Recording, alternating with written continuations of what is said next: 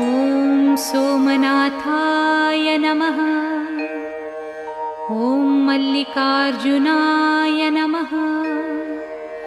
ॐ महाकालेश्वराय नमः। ॐ ओंकारेश्वराय नमः। ॐ वैद्यनाथाय नमः। ॐ भीमशंकराय नमः। ॐ रामेश्वराय नमः।